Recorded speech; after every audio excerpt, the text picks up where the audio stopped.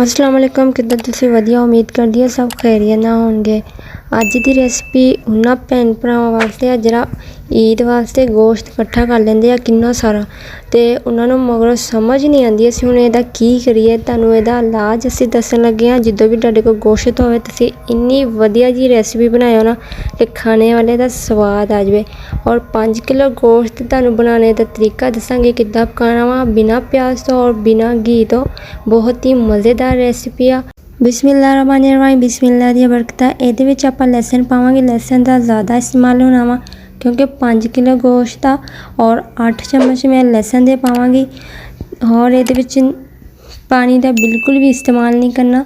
2 चम्मच मैं पाऊँगी हल्दी दे 2 चम्मच पाने आ। और नमक कितना पाना वा, नमक मैं पाऊँगी 3.5 चम्मच क्योंकि इहदे गोश्त दे अंदर भी नमक हुंदा वा। और तुसीं अपने टेस्ट दे हिसाब नाल नमक इस्तेमाल करना वा, ठीक है ना।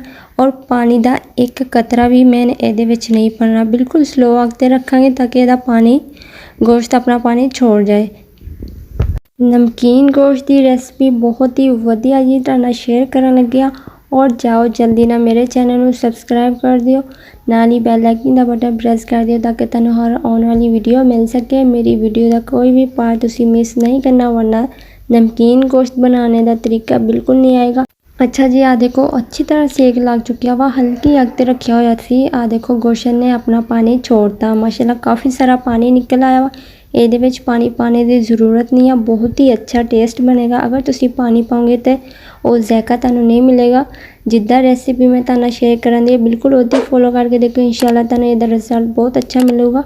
अच्छा जी, आ देखो मैं 15 मिनट वास्ते रख दिता हो सी। आ देखो इहदे विच मैं ना ही घी पाया वा और ना ही इहदे विच मैं प्याज पाया और टमाटर भी इहदे विच नहीं पाना। काफ़ी सारी चीज़ां दी तुहाडी बचत हो जाती है। और इन्ना मज़ेदार टेस्टी तुहानूं नमकीन गोश्त शेयर करन दे। आ देखो इहदे विच घी भी निकल आया वा, माशाल्लाह बहुत ज़्यादा इहदे विच घी आ। तुहानूं ज़रा भी पाने की ज़रूरत नहीं है। बहुत ही मज़ेदार रेसिपी है, बहुत ही ज़बरदस्त। अच्छा जी, 25 मिनट वास्ते कवर कर देंगे। बिस्मिल्लाहिर्रहमानिर्रहीम। बिस्मिल्लाह दे बरकत। माशाल्लाह बहुत ही ज़बरदस्त खुशबू आ रही है, बहुत ही मज़ेदार। उम्मीद करदी है तुहानूं भी पसंद आएगी। आ देखो ना ही इहदे विच टमाटर आ और ना ही इहदे विच प्याज पाया, कोई ऐसी चीज़ नहीं पाई, ना ही इहदे विच घी पाया और ना ही इहदे विच पानी पाया।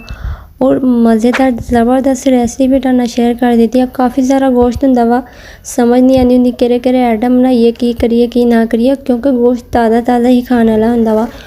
अच्छा जी, पहला तो तुसीं एक काम करो, जल्दी ना जाओ मेरे चैनल को सबसक्राइब कर दो और नाल ही बैल आइकन दा बटन प्रेस कर दिओ ताकि तुहानूं हर आने वाली वीडियो मिल सके।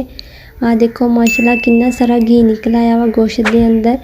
नमकीन गोश्त बनाना बहुत ही आसान है, इन्ने कुछ ज़्यादा मसाले वगैरह कोई चीज़ नहीं है, बहुत ही सिंपल जी रेसिपी है। सिर्फ 30 मिनट ला दिया पकन ते, सिर्फ 30 मिनट। और बहुत ही ईजी रेसिपी तुहाडे नाल शेयर कर दी है। अच्छी तरह बुनाई करनी है, बहुत ही ज़बरदस्त खुशबू आ रही है। और तुसीं मेरे चैनल को सबसक्राइब लाजमी कर दिओ, अपने प्यारे ते मेरी वीडियो को शेयर भी कर दिया करो।